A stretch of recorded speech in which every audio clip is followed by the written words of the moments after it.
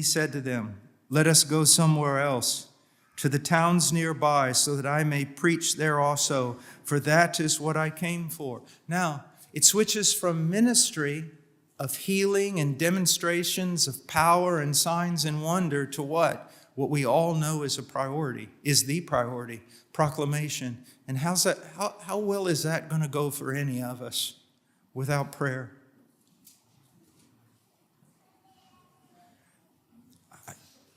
I want to be very careful with what I say.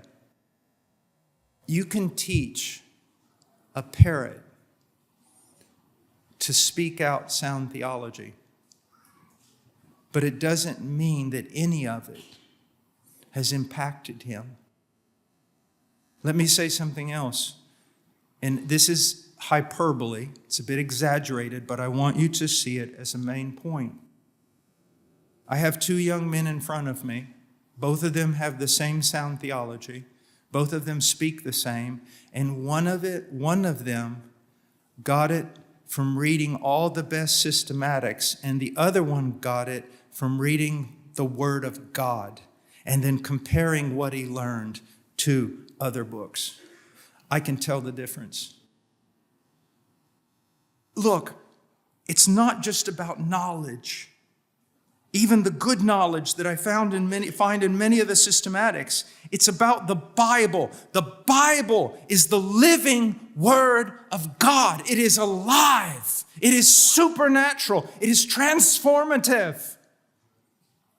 And yes, I love the Puritans and the Reformers and John Gill and so many people, but their writings are not the same. They're just not.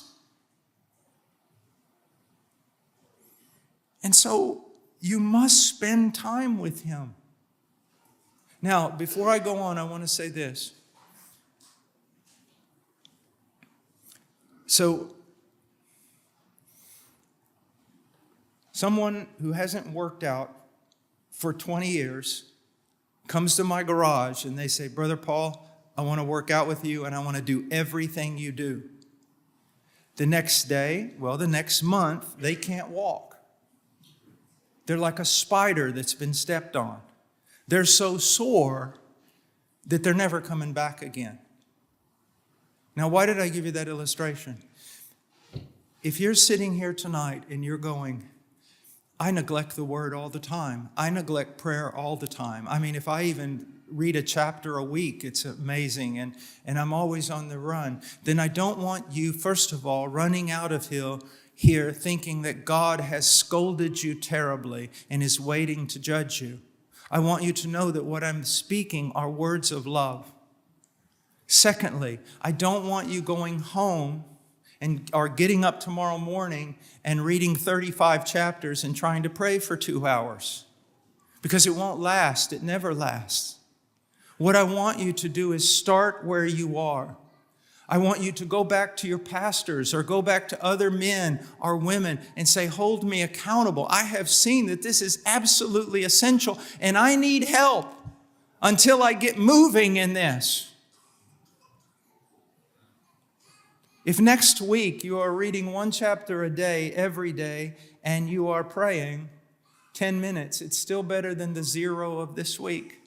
Grow. Talk to your pastors. Talk to other men. Make commitments with each other to get in the Word of God and study it. Make commitments to pray. Make commitments to simply walk with Him in communion. And everything in your life will begin to gradually change. And He'll become real. He'll become real.